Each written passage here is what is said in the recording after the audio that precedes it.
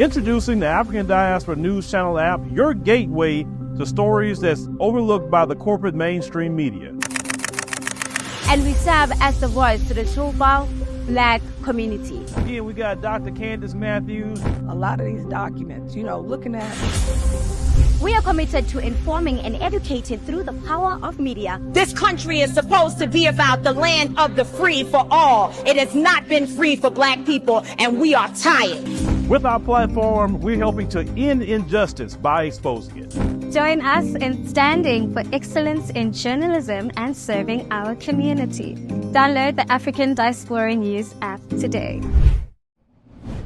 On October 10th, a Black teen was walking through his upscale neighborhood in Sarasota, Florida, called Psych Ranch to be exact. He was talking on the phone with his girlfriend. Now, mind you, he was walking, which he could do regardless of what the circumstances are, because Hurricane Milton had just happened, right? So in a lot of neighborhoods in Florida, there's still, at that time anyway, no lights, water, anything really up and running. So it sounds like he went outside, not that he needs to justify that, to get a better signal. Now listen, we went through a hurricane here in July and there was no signals anywhere. So I understand having to drive somewhere where you could just, get a signal to say, hey, I'm all right?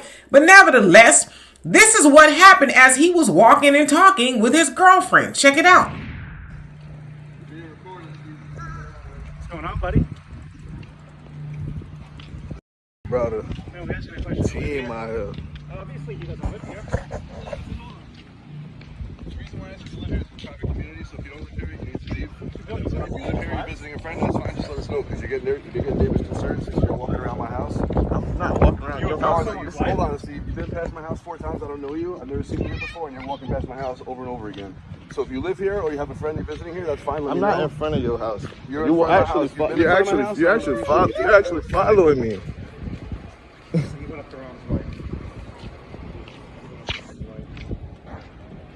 We're just asking a question. You live out here? I'm a part of the neighborhood. You're part of the neighborhood? What does that mean you live here? It's simple. Like, bro, what? I'm asking a question. You live here? You went up to my wife. But I didn't go up to your wife, bro. So as you saw there, that was a snippet of a 10-minute ordeal where those men, most of them looked like they were white, followed him around, asking him questions about where he lives, what he's doing there, and all this other stuff. Now, one of the men made an allegation that that Black teenager was trying to get at his wife. Now, he's on the phone with his girlfriend, all right? Let's make this all make sense. He's on the phone with his girlfriend, but somehow stopped and said, hey, I'm trying to get at you. How you doing? I don't believe it for a second. I think they use that as a reason to harass him. Now, the other part, I'm going to show y'all, is the man who was doing all the gum bumping. He got mad, got in his feelings, circled back around apparently, and did this. Check it out. Yeah. Damn. What the f***? Buddy, look at Buddy. He's still creeping. Steve. No, Steve.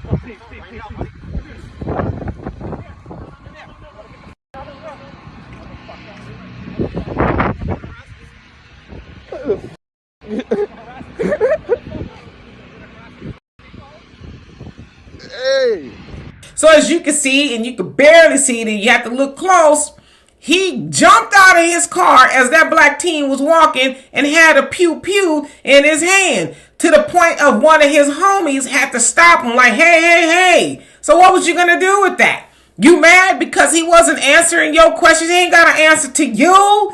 Now listen, I know there's a lot of, what they call sundown towns in the South and in Florida and things like that. And we've been hearing a lot about what happened to some of those so-called sundown towns with these hurricanes, right? But now we're seeing that unfold in real time. Those are the people in those neighborhoods right there who the weather God is dealing with. You mad that that Black teen is walking through your neighborhood, and he lives there too, and his mama said, hey, we live here. My son ain't got the answer to him, but apparently he thinks that he did.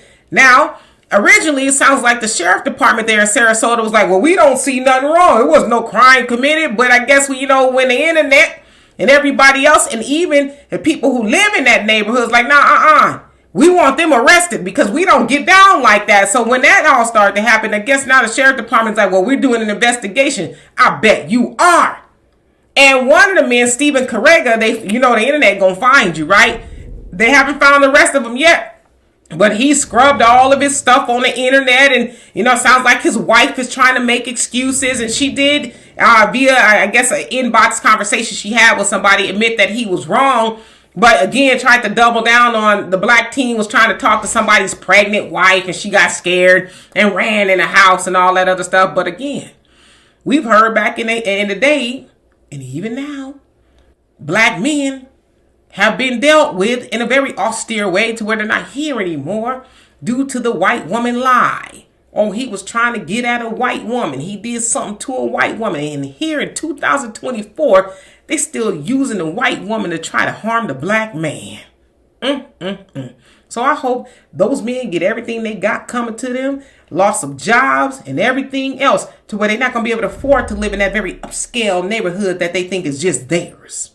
So anyway, y'all tell me what you think of that. And for more insightful commentary, please subscribe to this channel and my channel, The Demetra Kaye Show, here on YouTube. Peace.